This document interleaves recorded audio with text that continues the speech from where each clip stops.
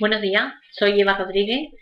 pertenezco al Grupo de Indicación Sevilla, que es una entidad localizada en España, en concreto en la ciudad de Sevilla, que estudia a los organismos presentes en los fangos activos para optimizar los procesos de depuración.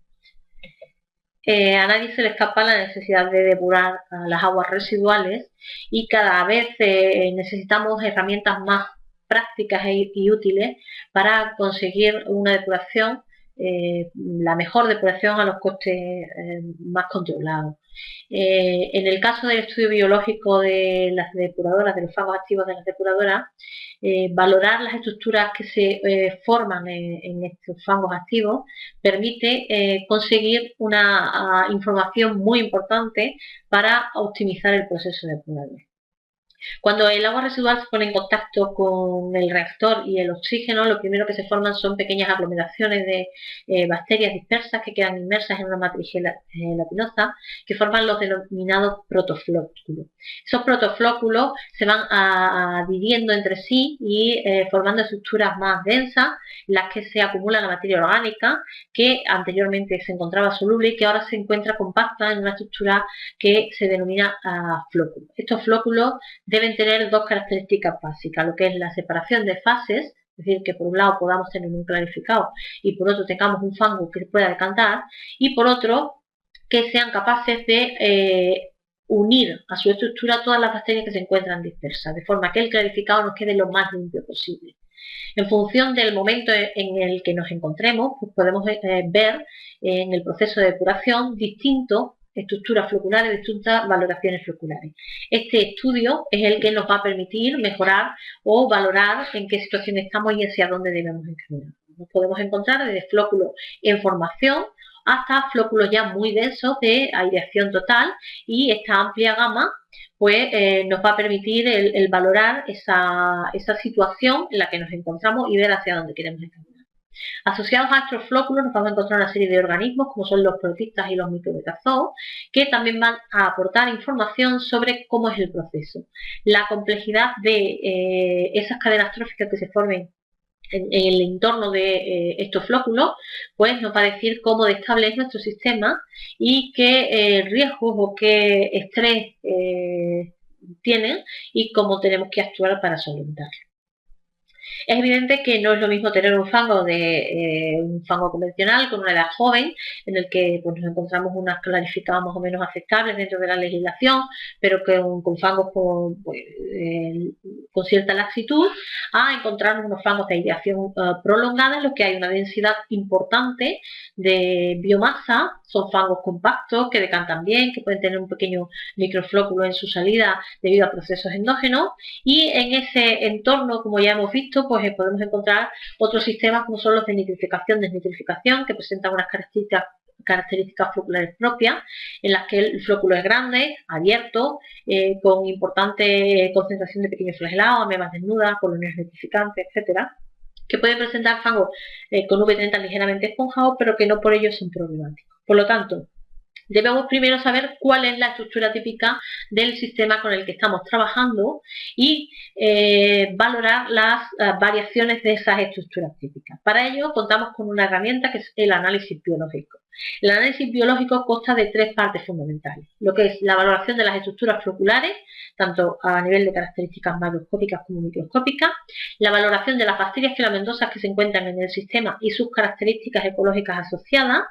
y la valoración de la microfauna presente, valorada en función de los protistas y micrometazoos que hay. A partir de estas informaciones de estas tres partes podemos aunar un único enfoque que me dé el estado del sistema y hacia dónde está actuando. Evidentemente, para poder tener una buena información en este y en cualquier otro sistema, necesitamos un buen plan de muestreo y una buena toma de muestra, que debe ser lo más representativa posible.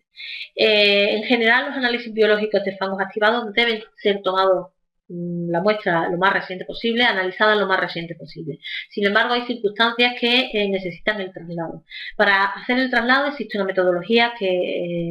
clara, en la que, utilizando un bote de unos 2 litros, en el que podamos dejar un cuarto o un medio de espacio del fango para que haya suficiente transferencia de oxígeno y no entremos en anoxia, transportar esas muestras a los laboratorios donde se van a analizar los análisis y una vez allí, pues si no podemos hacer el análisis en el momento, debemos hacer un procedimiento de conservación de estas muestras.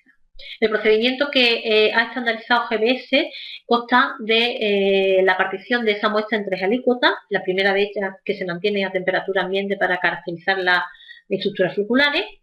una segunda que se deja decantar y que se va a airear en superficie para las comunidades de protistas y micrometazoos, y una tercera de la cual vamos a hacer una serie de frotis bacterianos que nos van a permitir dejar las bacterias filamentosas ya fijadas y que se va a conservar el resto en neveras para bacterias filamentosas. Una vez que vamos a hacer la analítica del fango, lo primero que vamos a hacer es el índice de fango. En el índice de fango vamos a valorar lo que son características macroscópicas, que son aquellas que podemos apreciar a través del ensayo de la OB30. Estas son la turbidez, los flóculos en suspensión, la sedimentabilidad y el olor.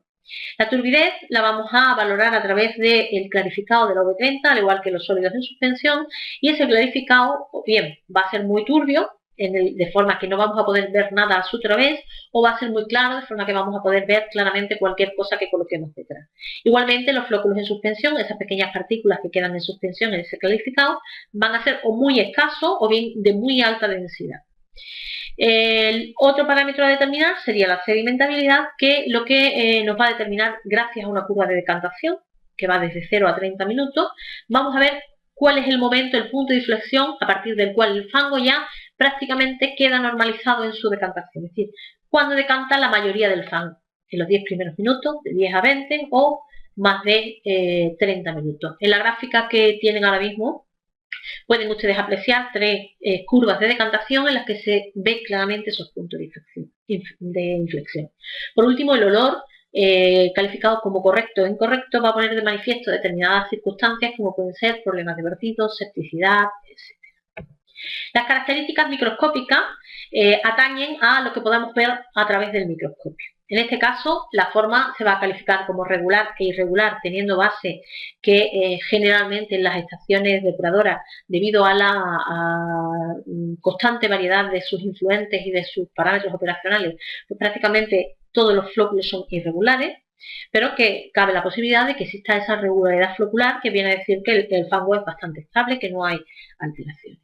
Otro parámetro a tener en cuenta es el tamaño y la estructura. El tamaño lo vamos a calificar en un rango que va de 150 a 500 micras y la estructura viene, digamos que asignada por el número de oquedades que nos vamos a encontrar en el interior flocular. Flóculos muy compactos no van a tener ninguna oquedad, van a ser muy cerrados, mientras que flóculos abiertos van a tener distintas oquedades y distintas aperturas en esa malla flocular. Relacionado con los filamentos en flóculo, vamos a tener en cuenta que la textura, entendida como una resistencia a la punción del flóculo realizado sobre el cubre-objeto, va a ser fuerte o débil. Cuando las bacterias filamentosas no existen o son muy deficientes, esos flóculos, esas estructuras floculares son realmente débiles y al darle un pequeño golpe, una punción, se desmiembran, se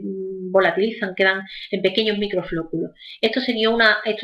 textura débil, mientras que una textura fuerte, pues tras la punción el flóculo prácticamente volvería a su situación inicial. Guarda, como ya digo, relación con los filamentos en flóculos, que se califican entre 5 y 20 filamentos por flóculo. La cobertura nos da una idea de la densidad de fango que tenemos en la muestra, valorada desde el ocular del microscopio. Podemos tener muy poco fango y el fango ocupa solo el 10% del ocular que estamos valorando, o más del 50% y ocupa prácticamente la totalidad. Los filamentos en disolución también se contabilizan, al igual que la diversidad protista, y en el caso de los filamentos en disolución, pues valoramos si existe una alta concentración de filamentos en los espacios interfloculares o muy bien, o por el contrario, baja o escasa. Respecto a la diversidad de protozoos, pues valoran las distintas especies que aparecen en el sistema, los distintos taxones que aparecen en el sistema, entendiéndose que a más cantidad de biodiversidad, pues tenemos fangos mucho más estables. Con todo ello, las características macroscópicas y microscópicas, tenemos un índice de fango que adquiere un valor de 0 a 100 tras asignar las categorías a cada una de las características y que se va a agrupar en 5 categorías generales: pésimo, malo, regular, bueno y óptimo. En la diapositiva tienen ustedes 3 ejemplos de estos índices de fango: malo, regular y bueno. En concreto, el índice de fango pues, es un estudio simplificado de lo que es la estructura flocular y nos permite tomar una primera toma de conciencia de cómo se encuentra este floco. Por otra parte, nos puede servir como histórico de la calidad flocular y valorar las desviaciones que puedan ocurrir a la misma. Sirve también como un sistema de detección precoz y una valoración preliminar de los rendimientos de depuración, ya que a mejores estructuras floculares, mejor decanta el fango y mejor es separación tanto de la materia carbonosa o de la reducción de materia carbonosa como de nitrógeno como de fósforo.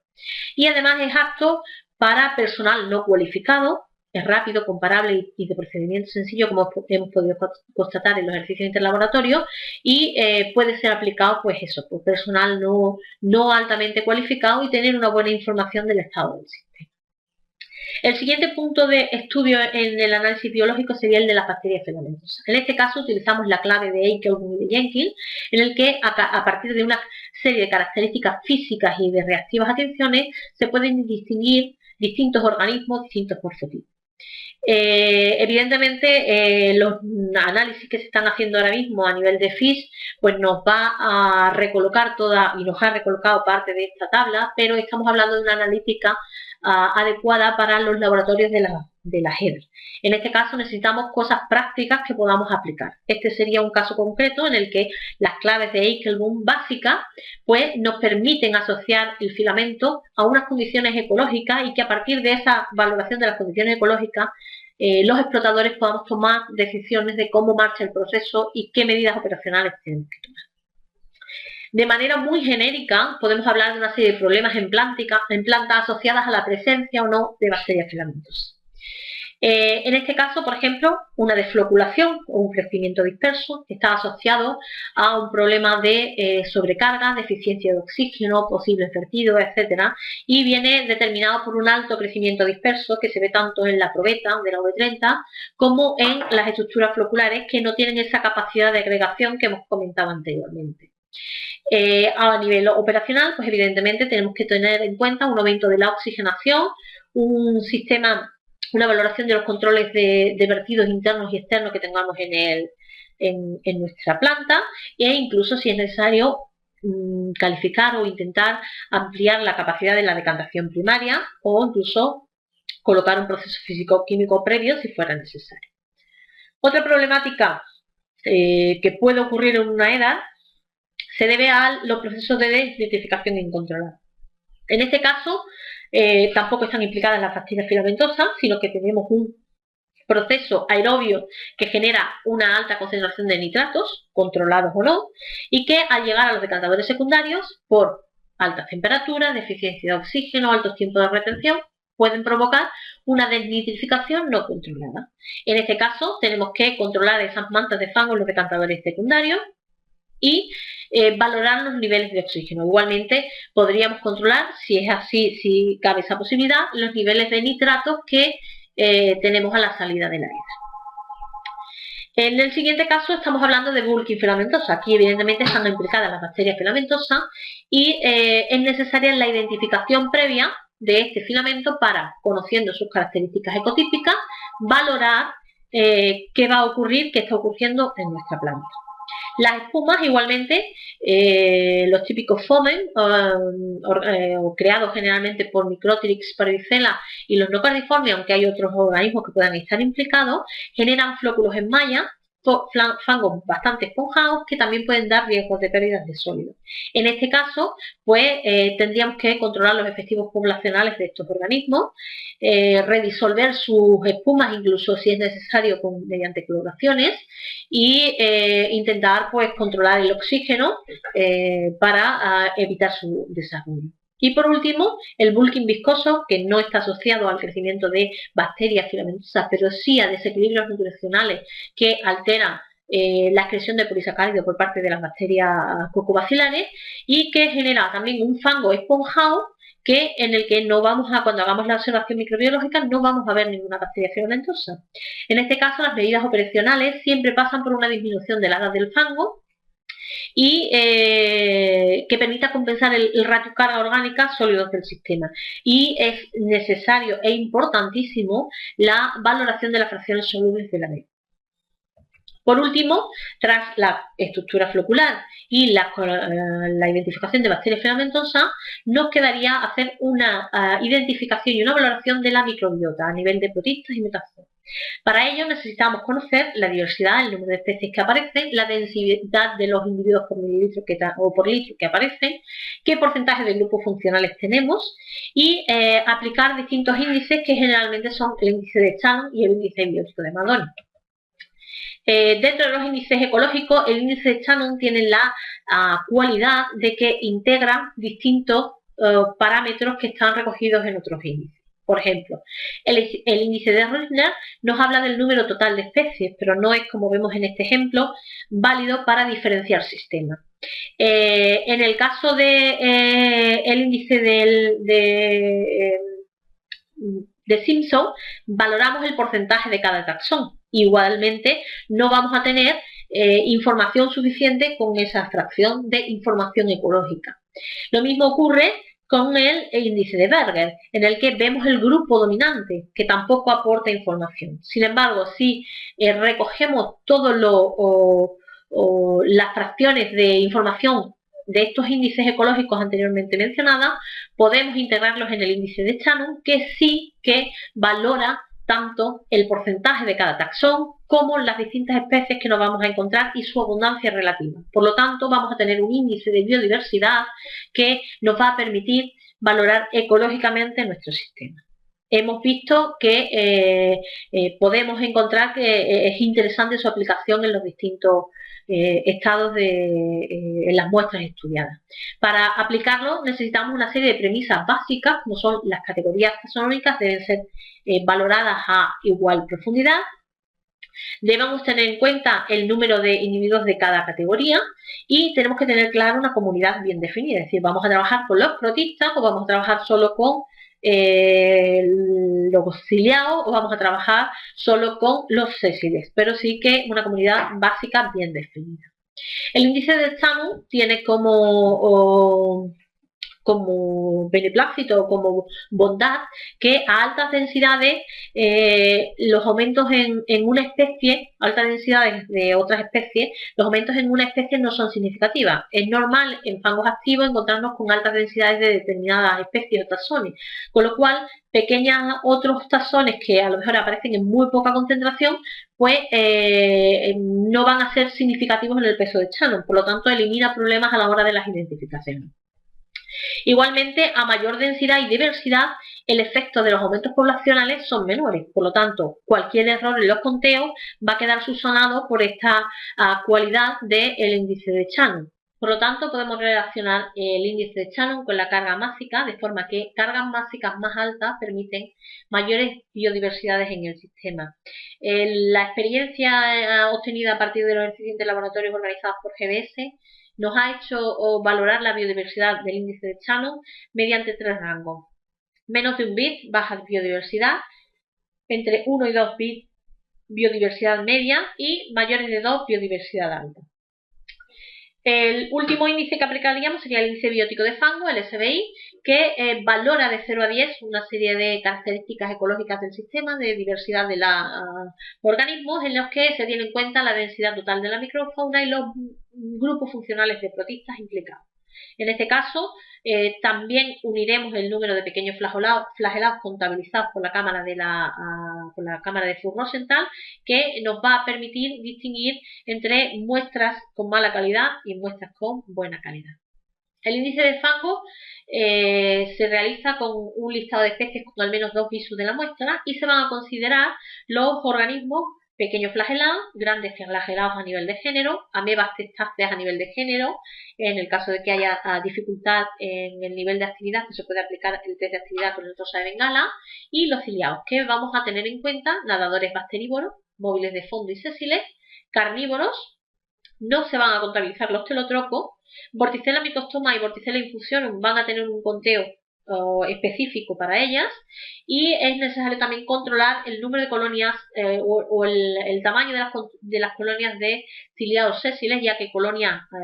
muy numerosas pueden falsear el resultado de densidad de organismos y habría que contrastar. Y por último se van a controlar los beta-zoos a nivel de grupo. Aquí tienen ustedes una tabla en la que se organizan los organismos por su grupo funcional, nadadores, restantes, sésiles y carnívoros, obtenida de Madoni 1994. Existen una serie de situaciones anómalas que dificultan la aplicación del índice biótico de fango, como puede ser la presencia masiva de grandes flagelados o de metazoos,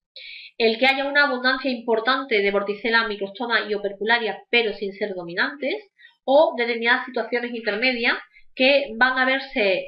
dificultar la aplicación del índice biótico de fango, pero que sin embargo pueden quedar subsanadas haciendo aclaraciones respecto a estos organismos. En la tabla de determinación del índice biótico de fango entraríamos por grupo dominante, densidad de individuos, si tendríamos más de 1 millón o menos de 1 millón. Elegiríamos después la columna del número de especies o número de taxones, si estamos en menos de 5, entre 5 y 7, 8 y 10 y más de 10. Y por último, la columna de la cámara de Fuchs-Rosenthal por el número de pequeños flagelados, que estaría entre 0, 10 o 10. En el caso de que nos encontremos en una situación anómala de la pista anteriormente,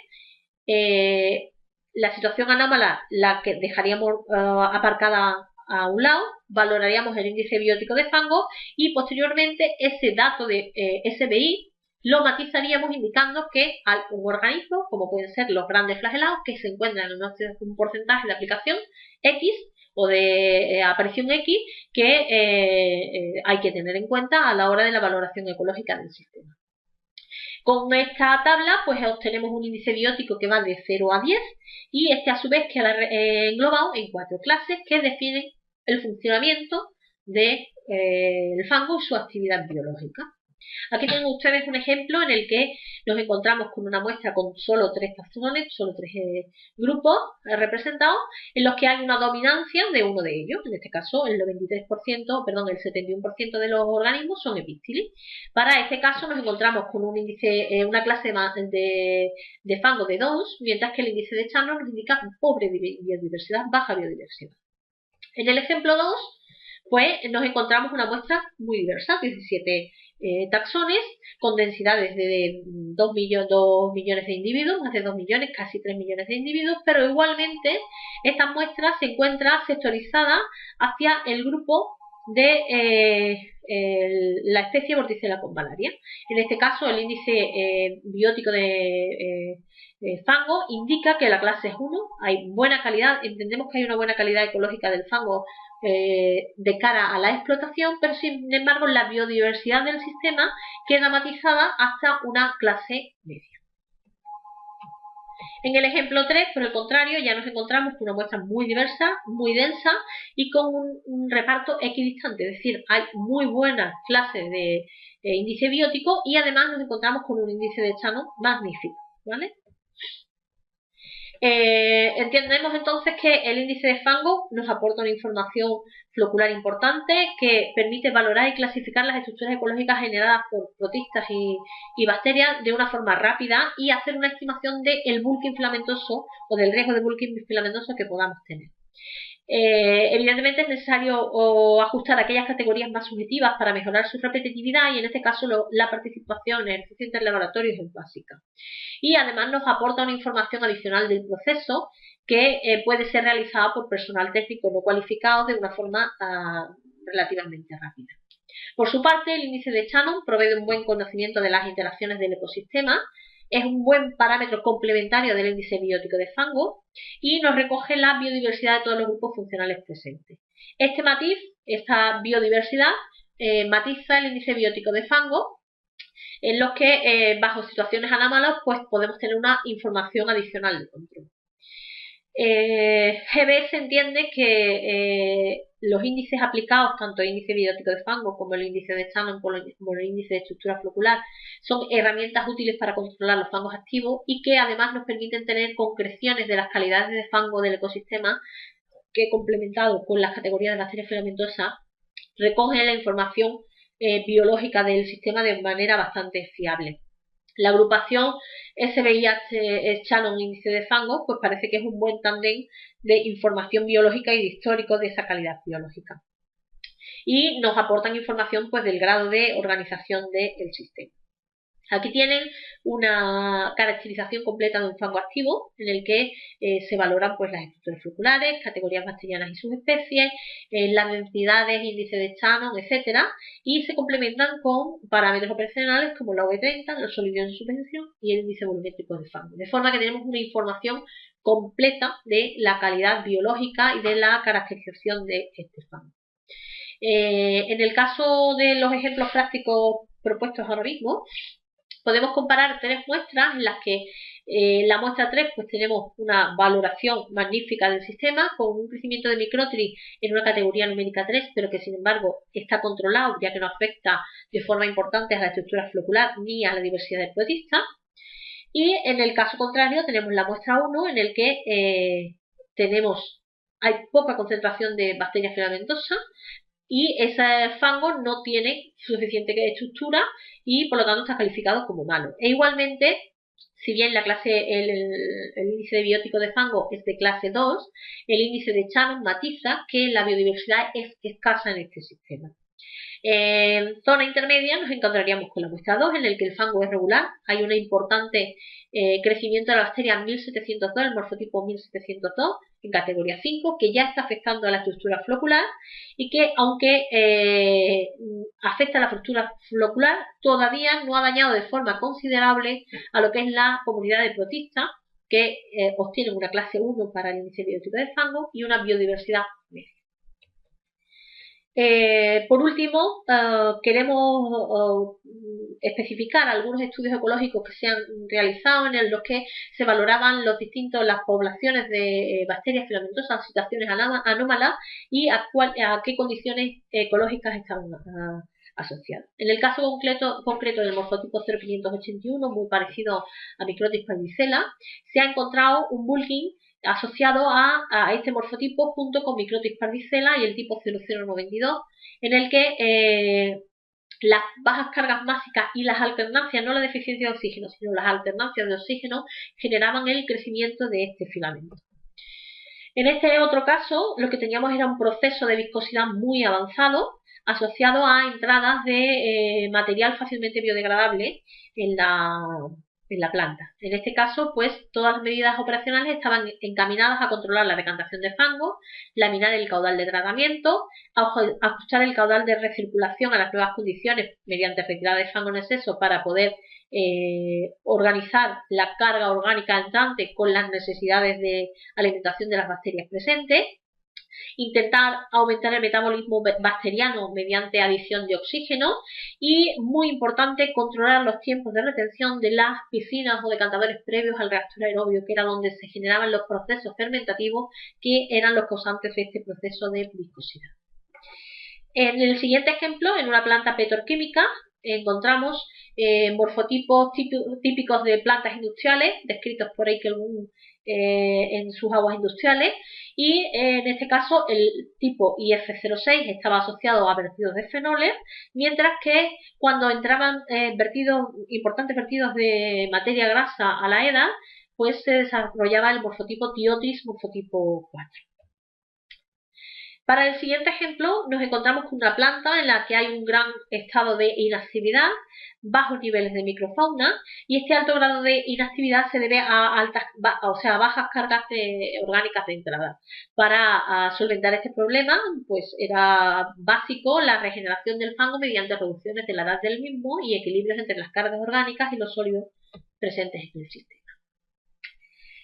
O en el siguiente ejemplo, pues lo que tenemos es un bulking de SBR típico, en el que hay una dominancia del morfotipo, en este caso asociado a una clara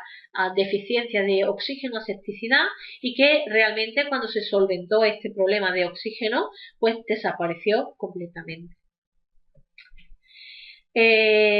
Como caso excepcional por temas de alta conductividad está la siguiente muestra en la que el fango presentaba un aspecto viscoso, había una alta concentración de bacterias con mucílago alrededor como consecuencia de la alta conductividad como